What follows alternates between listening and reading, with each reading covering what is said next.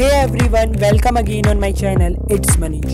सो JAC counselling का जो है ब्रोशर रिलीज कर दिया गया है। इसके अंदर जो भी इम्पोर्टेंट पॉइंट्स बताए गए हैं वो इस वीडियो में मैं डिस्कस करने वाला हूं, तो इस वीडियो को पूरा जरूर देखिए। सबसे पहले बात करते हैं इम्पोर्टेंट डॉक्यूमेंट्स की। तो सबसे पहला आपका इम्पोर्टेंट डॉक्यूमेंट हो गया क्लास 12th का मार्कशीट एंड क्लास 10th का मार्कशीट। क्लास 10th का मार्कशीट आपका डेट ऑफ बर्थ के प्रूफ के रूप में माना जाएगा। फिर आपको अगर बोनस पॉइंट्स चाहिए IIIT दिल्ली में एडमिशन के लिए, तो अगर आप एलिजिबल है, यानी अगर आपने स्टेट लेवल पे या नेशनल लेवल पे कोई भी एक्टिविटी की है, कोई भी स्पोर्ट्स खेला है, तो आपको इसके लिए बोनस पॉइंट दिया जाएगा। तो आप वो सर्टिफिकेट्स भी ऑनलाइन सबमिट कर सकते हैं जैक काउंसलिंग के पोर्टल पर। इसके अलावा रिजर्व कैटेगरी के लिए अगर आपके पास सर्टिफिकेट्स, अगर आप SC ST या OBC कैटेगरी से बिलोंग करते हैं या PWD से बिलोंग करते हैं, तो आप वो भी सबमिट कर सकते हैं। अब अगर आपको न्यू अपडेट सबसे पहले चाहिए और इन सभी का PDF फॉर्मेट में अगर आपको ये पूरा प्रेजेंटेशन चाहिए, तो आप मेरे टेलीग्राम चैनल को भी ज्वाइन कर सकते हैं। उसका लिंक डिस्क्रिप्शन बॉक्स में और कमेंट में दिया गया है। अब हम बात करते हैं कि कौन कौन सी यूनिवर्सिटीज़ पार्टिसिपेट की है। तो जैसा कि आपको पहले से ही पता होगा कि NSUT, DTU, IGDTU, IIIT Delhi और DSU जो है वो जैक काउंसलिंग के अंदर पार्टिसिपेट करती है। इंपॉर्टेंट चेंजेस क्या है इस ईयर? तो इंपॉर्टेंट चेंजेस में सबसे पहला जो चेंज है वो है सीट इंक्रीज किए गए हैं। जी हाँ, आपने सही सुना, इस ईयर पिछले साल के मुकाबले काफ़ी ज़्यादा जो सीट्स इंक्रीज किए गए हैं, यानी आपके एडमिशन के चांसेस और भी ज़्यादा इंक्रीज हो गए हैं। अब हम बात करते हैं कि आखिर इम्पॉर्टेंट डेट्स क्या है। तो सबसे पहला इम्पॉर्टेंट डेट ये है कि आपकी जो कमेंसमेंट ऑफ ऑनलाइन रजिस्ट्रेशन है वो 26 मई से शुरू हो गए हैं और 25 जून तक ऑनलाइन रजिस्ट्रेशन किया जाएगा, जिसके लिए आपको 1500 फ़ी पे करना पड़ेगा, जो कि काउंसलिंग फ़ी है। और ये डेट्स, आपको इन डेट्स का काफ़ी ज़्यादा ध्यान रखना है, क्योंकि इन डेट्स के बाद मे बी डेट एक्सटेंड हो या ना हो, इसकी कोई गारंटी नहीं है। तो आप इन डेट्स के अंदर ही अंदर आप फॉर्म को फिल कर दें। अब हम बात करते हैं कि कितने कितने सीट्स इंक्रीज़ हुए हैं, वो हम पहले बात करेंगे। उससे पहले हम देख लेते हैं कि ये कौन कौन से प्रोग्राम्स जो है वो NSUT में ऑफ़र किए जाते हैं। इसके ऊपर मैं एक स्पेशल वीडियो बना चुका हूँ। जैक दिल्ली में जितने भी कॉलेजेस आते हैं उनमें कौन कौन से प्रोग्राम ऑफ़र किए जाते हैं, वो कॉलेजेस कैसे हैं, उनका एक शॉर्ट रिव्यू टाइप वीडियो मैंने बना दिया है, जो आप डिस्क्रिप्शन बॉक्स में दिए गए लिंक से देख सकते हैं या ऊपर आई बटन में शो कर रहा होगा, वो वीडियो आप जाके ज़रूर देखिए। अब हम बात करते हैं कि DSU जो आपको एक नया यूनिवर्सिटी इसके अंदर ऐड हुआ है। इसके अंदर भी कंप्यूटर साइंस ब्रांच अब न्यू, जो इनका ओखला 2 कैंपस था, वहाँ पर भी कंप्यूटर साइंस ब्रांच को ले आए हैं। तो उसमें भी 112 सीट्स इंक्रीज़ हो गई है। आगे हम देखेंगे कि और कितनी सीट्स इंक्रीज़ हुए हैं। यहाँ पर एक नोट करने वाली बात यह है कि BTech in mechanical engineering students will have an option to choose specialisation in automation engineering, जो कि अगर वो ऑटोमेशन इंजीनियरिंग चूज़ करते हैं तो उन्हें ओखला 1 कैंपस में पढ़ना होगा। If they choose tool engineering then उनको ओखला 2 कैंपस में पढ़ना होगा। अब हम देख लेते हैं कि NSUT में कितने सीट्स इंक्रीज़ हुए हैं। तो यहाँ पे जो मैंने प्लस रेड वाले कलर से जो शो किया है वो पिछले साल के हिसाब से उतने सीट्स इंक्रीज़ हो गए हैं, और ब्लैक में जो दिखाए गए हैं वो टोटल सीट्स इंक्रीज़ होने के बाद कितने हैं वो दिखाए गए हैं। तो रेड वाला आपको कितने नंबर ऑफ सीट्स इंक्रीज़ हुए हैं वो मेंशन करने के लिए मैंने यहाँ पे शो कर दिया है।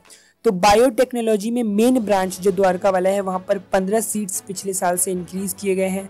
कंप्यूटर साइंस एंड इंजीनियरिंग में 36 seats, computer science and engineering with artificial intelligence में 24 seats, computer science and engineering with data science में प्लस 12 सीट्स इंक्रीज़ किए गए हैं। बाकी ब्रांचेस का भी आप देख सकते हैं कि कितने कितने सीट्स इंक्रीज़ किए गए हैं। अब हम बात करते हैं कि NSUT के ईस्ट और वेस्ट कैंपस के ब्रांचेस में कितने सीट्स इंक्रीज़ किए गए हैं। तो आप देख सकते हैं कि computer science and engineering with big data analytics, जो कि NSUT east campus Geeta colony में ऑफ़र किया जाता है, उसके अंदर 12 सीट्स इंक्रीज़ हुए हैं। Electronics and communication engineering with artificial intelligence and machine learning में 24 सीट्स इंक्रीज़ हुए हैं। Computer science and engineering with internet of things में 12 सीट्स इंक्रीज़ हुए हैं। NSUT वेस्ट कैंपस की बात करें तो सिविल इंजीनियरिंग में 12 सीट्स इंक्रीज़ हुए हैं, जियो इन्फॉर्मेटिक्स में 12 सीट्स इंक्रीज़ हुए हैं, मैकेनिकल इंजीनियरिंग में 12 सीट्स इंक्रीज़ हुए हैं, और बैचलर ऑफ आर्किटेक्चर में 0 सीट्स इंक्रीज़ हुए हैं। अब हम बात कर लेते हैं NSUT में माइनर डिग्री के कॉन्सेप्ट की। न्यू एजुकेशन पॉलिसी को लागू करके इन्होंने एक माइनर डिग्री वाला एक कॉन्सेप्ट लाया है, जिसके अंदर आप मेजर डिग्रीज़ के साथ साथ भी कुछ माइनर डिग्रीज़ को चूज़ कर सकते हैं। अगर आपका इंटरेस्ट इसमें होगा तो आप इसे भी चूज़ कर सकते हैं। आप स्क्रीन पर देख सकते हैं कि ब्रांच वाइज आप कौन कौन से माइनर डिग्रीज के लिए एलिजिबल है। अब हम बात करते हैं IGDTUW यानी कि जो एक गर्ल्स यूनिवर्सिटी है, इसके अंदर कितने सीट्स इंक्रीज हुए हैं। तो इसके अंदर computer science with EI branch में 75 सीट्स इंक्रीज किए गए हैं। तो पहले इसके अंदर 152 सीट्स हुआ करते थे, अब इसके अंदर 227 सीट्स इंक्रीज हुए हैं। इसमें बाकी जो और ब्रांचेस है उनके अंदर सीट्स इंक्रीज नहीं किए गए हैं। अब हम बात करते हैं DTU के अंदर भी जो माइनर स्पेशलाइजेशन वाला जो इन्होंने एक कॉन्सेप्ट लेकर आए हैं, न्यू एजुकेशन पॉलिसी को इन्होंने भी लागू किया है और इसके अंदर माइनर स्पेशलाइजेशन का कॉन्सेप्ट लेकर आए हैं। यानी अगर आपने मेन ब्रांच कोई और चूज़ किया है तो उसके साथ साथ आप माइनर स्पेशलाइजेशन भी कर सकते हैं अपने इंटरेस्ट के हिसाब से। तो आप अपने ब्रांचेस के हिसाब से यहाँ पर देख सकते हैं कि कौन कौन से माइनर स्पेशलाइजेशंस हैं। अब हम बात करते हैं कि IGDTUW में कौन कौन से प्रोग्राम्स जो है ऑफ़र किए जाते हैं, क्योंकि बहुत से लोगों को कन्फ्यूज़न होता है कि इसके अंदर कौन कौन से प्रोग्राम्स ऑफ़र किए जाते हैं। तो एक बार मैंने यहाँ पे लिस्ट शो कर दिया है। ये गर्ल्स के लिए यूनिवर्सिटी है, तो यहाँ पे सिर्फ गर्ल कैंडिडेट एलिजिबल है। अंडर ग्रेजुएट प्रोग्राम के अंदर देखिए तो हम computer science engineering, computer science and engineering with artificial intelligence, electronics and communication engineering, electronics and communication engineering with artificial intelligence, information technology, artificial intelligence and machine learning, mechanical and automation engineering. तो ये BTech के programmes हैं यहाँ पर। इसके अलावा यहाँ पर 6 years dual degree bachelor of mechanical and automation engineering भी कराया जाता है, जिसके साथ MBA होगा आपके साथ। इसके अंदर एक और ऑप्शन ये लेकर आ गए हैं कि आप 4 साल बाद एग्जिट भी ले सकते हैं। बैचलर ऑफ आर्किटेक्चर भी यहाँ पे कराया जाता है और बैचलर ऑफ बिजनेस एडमिनिस्ट्रेशन भी कराया जाता है। बैचलर ऑफ बिजनेस एडमिनिस्ट्रेशन का एडमिशन अलग प्रोसेस से होता है, वो जैक काउंसलिंग के थ्रू नहीं होता है।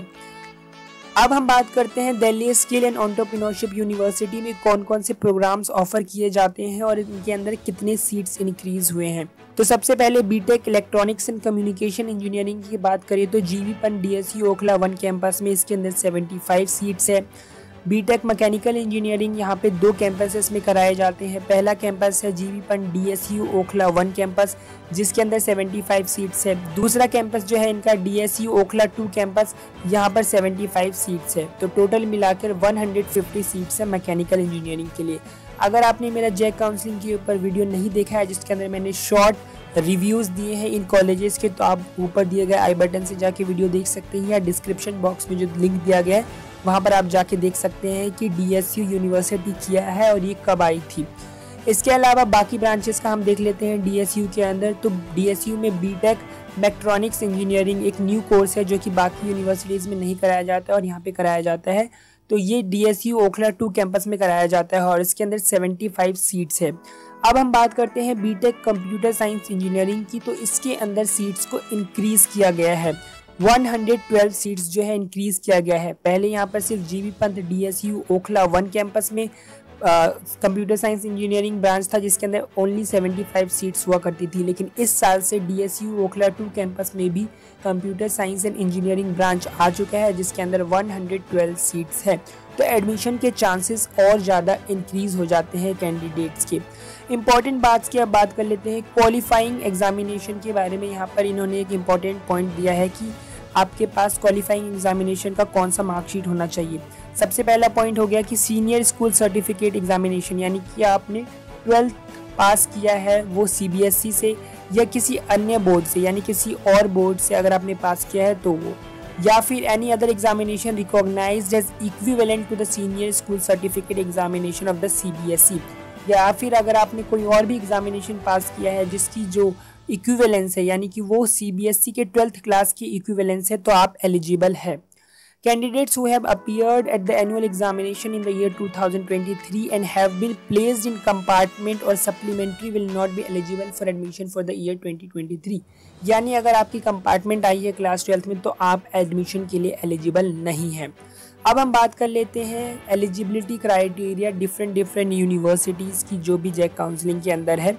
तो बीटेक प्रोग्राम्स के लिए NSUT, DTU, IGDTUW और DSU में क्या क्राइटेरिया है। तो सबसे पहले आपके पास 60% या उससे ज़्यादा मार्क्स होने चाहिए फिजिक्स, केमिस्ट्री एंड मैथमेटिक्स में। इसके अलावा आप इंग्लिश सब्जेक्ट में भी पास होने चाहिए। तो आपको जेईई मेंस के थ्रू एडमिशन यहाँ पर मिल जाएगा। BTech programmes in triple IIT Delhi, तो ट्रिपल आईआईटी दिल्ली का क्राइटेरिया थोड़ा डिफरेंट होता है। यहाँ पर आपको 70% मार्क्स तो चाहिए होता है एग्रीगेट में, इसके अलावा आपके पास 70% मार्क्स मैथमेटिक्स में भी होना चाहिए। अब bachelor of architecture programmes at NSUT and IGDTUW का आप क्राइटेरिया यहाँ पे आराम से पढ़ सकते हैं कि क्या क्राइटेरिया है। इसके अलावा अगर आप डिफरेंट कैटेगरीज से बिलोंग करते हैं तो आपको 5 to 10% का मार्क्स का रिलैक्सेशन दिया जाएगा। आप इन कैटेगरीज से बिलोंग करते हैं तो आप यहाँ पर देख सकते हैं। अब बात कर लेते हैं फ़ी की, तो फी स्ट्रक्चर में काफ़ी चेंजेस हुए हैं। पिछले ईयर के मुकाबले इस ईयर बाकी यूनिवर्सिटीज़ की फ़ीस इंक्रीज़ हो गई है, लेकिन DSU की फ़ी को डिक्रीज़ कर दिया गया है, रिड्यूस कर दिया गया है।